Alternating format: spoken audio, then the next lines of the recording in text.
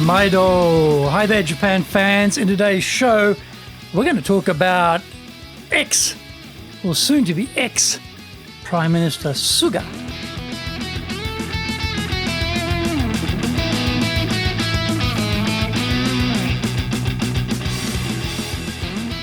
Present Master Shimashou. This is the fourth year of the Presentations Japan series podcast, and we are beaming around the world to you from sunny Minato-ku here in Tokyo. I'm your host, Dr. Greg Story, your corporate coaching and training guy, committed to your success, the president of Dale Carnegie Training Japan and best-selling author, Japan Sales Mastery and Japan Business Mastery. My new book, Japan Presentations Mastery, will be released shortly. Through this podcast, I want to help you become a better speaker who is clear, confident, persuasive, and highly influential with those around you. Don't forget to subscribe and share this podcast with your family, friends, and colleagues.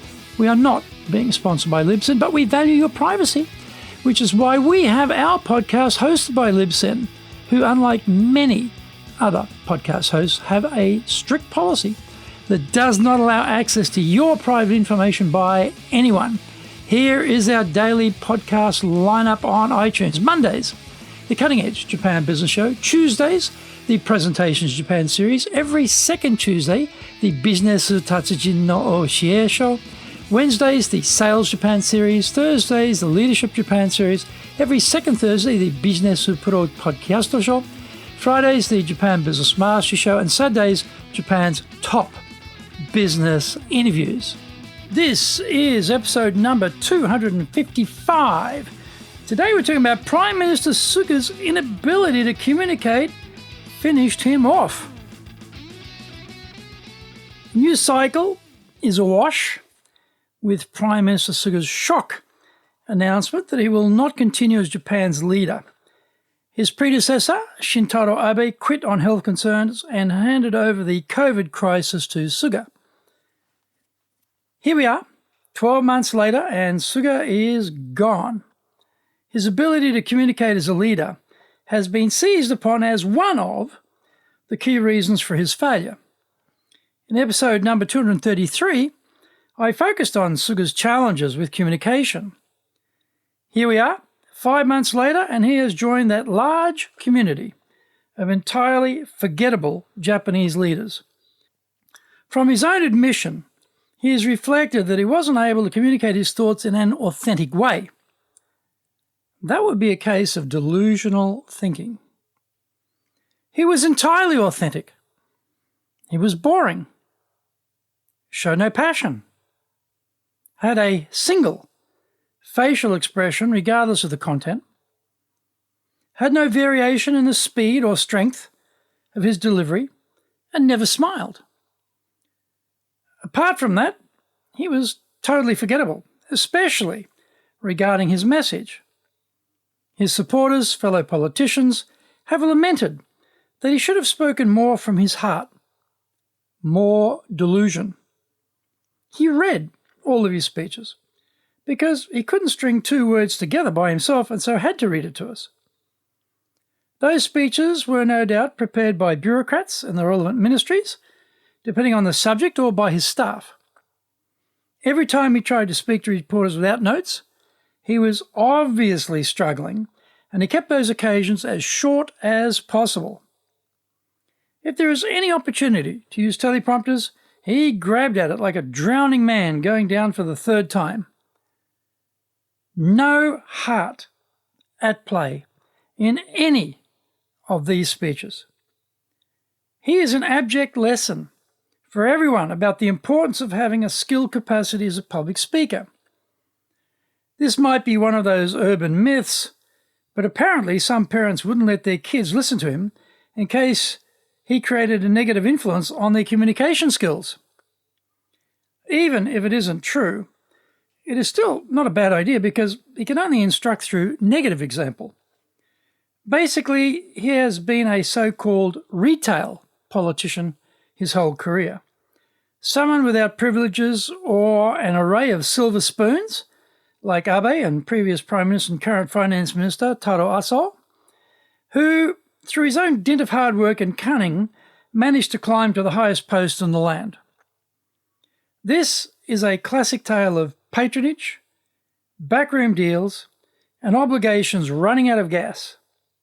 What was also needed was a personal strength and persuasion power through public speaking. In the end, his colleagues, fully concentrated on saving their own necks, forced him out because they were concerned about an electoral backlash of voter unhappiness. Find out more. We come back from the break.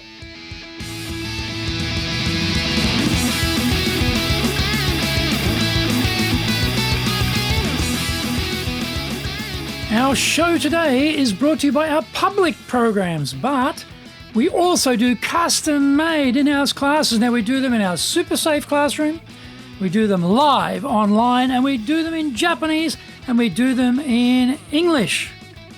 Now, today's show is sponsored by, on the 19th of October, we're doing storytelling.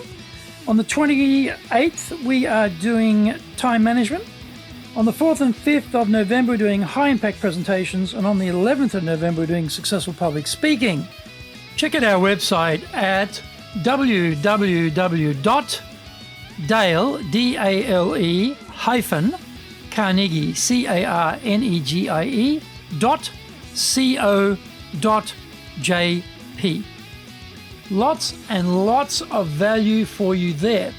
Now, to do better in Japan, email me at greg.story@dalecarnegie.com. Get my best-selling books, Japan Sales Mastery, that's the Bible for selling in Japan, and Japan Business Mastery, and my new book, Japan Presentations Mastery.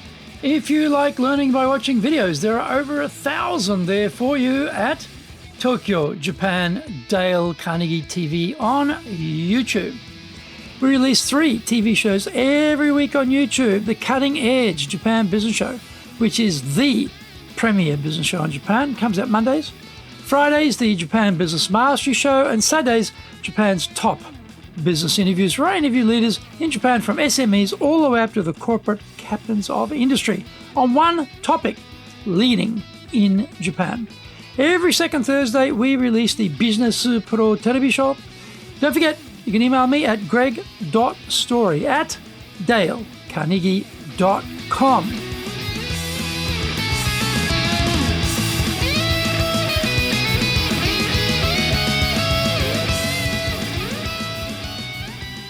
Welcome back. As we rise through the ranks in our careers, we will be called on to become more persuasive. That will involve public speaking. Shinzo Abe, version Mark II, when he came back into the Prime Ministership, had obviously had public speaking training. He was much better than the earlier Mark I version. So what happened with Suga? If he in fact did receive coaching on speaking, then let's find out who is his coach and make sure we never use them. Watching him speak in public from his time as Chief Cabinet Secretary since 2012, until he became Prime Minister in 2020, he hasn't changed at all. It was more likely he was never sought any professional coaching on how to become more persuasive. Why would that be? My guess would be he didn't see the need until it was too late. By too late, I mean having to announce he was quitting. When he became the leader, he inherited the COVID crisis from Abe. During Suga's watch, it has gone on to the 5th wave, with epic numbers of people becoming infected. Let's also toss in the Olympics just to really turn the heat up. Probably not a lot of spare time for coaching on how to be more persuasive and get his message across to the Japanese voters. This is the point. Don't wait until it is too late like Suga. Get the training now and keep getting it right throughout your career. If you want to be persuasive, if you want to get your message across, then it takes work and requires concentrated time. When you get to the top, like Suga, it is too late because you don't have time. We all need to be working on this speaking facility before we get to the top. In fact, this same facility will become an engine to power us to get to the top. Get trained and keep polishing your communication skills as a life lifelong learning commitment. In a few months' time, Suga will have been replaced and forgotten. It could have been totally different if he had learnt how to be persuasive. He could have delivered his message authentically and professionally, expressing clearly and succinctly what was in his heart. Sayonara, Suga-san.